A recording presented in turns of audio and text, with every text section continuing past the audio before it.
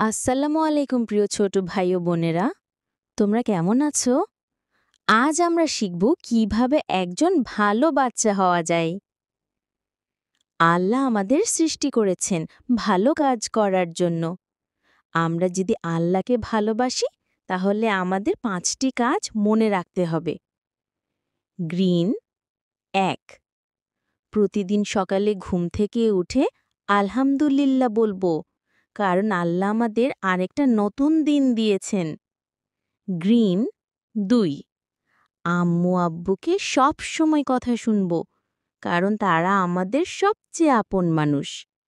Green ৩, নামাজ পড়ব, বিশেষ করে ফজরের নামাজ। ছোট হলেও আল্লাহ আমাদের অনেক পছন্দ করেন যারা নামাজ পড়ে। গ্রিন ৪, মিথ্যা বলবো না। মিথ্যা বলা খুব খারাপ অভ্যাস।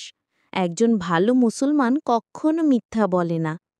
গ্রিন ৫, বন্ধুদের সাথে মারামারি করব না। খেলাধুলা করব আনন্দ করে, কারো সাথে রাগ করব না। আর মনে রেখো, প্রতিদিন সকালে বিসমিল্লাহ বলে সব কাজ শুরু করব। পড়াশুনো, খেলা, সব সময় আল্লাহর কথা মনে রাখব। আল্লাহ তাআলা ভালো বাচ্চাদের খুব ভালোবাসেন। তোমরা যদি ভালো কাজ করো তবে আল্লাহ জান্নাতে তোমাদেরকে দারুণ পুরস্কার দেবেন। তাই এসো আমরা সবাই মিলে ভালো বাচ্চা হই।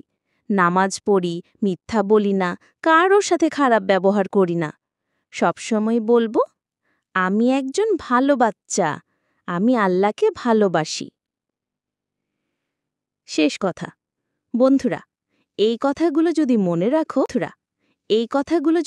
রাখো তাহলে তোমরা হবে ইনশাআল্লাহ আল্লাহর প্রিয় বান্দা। আল্লাহ হাফেজ।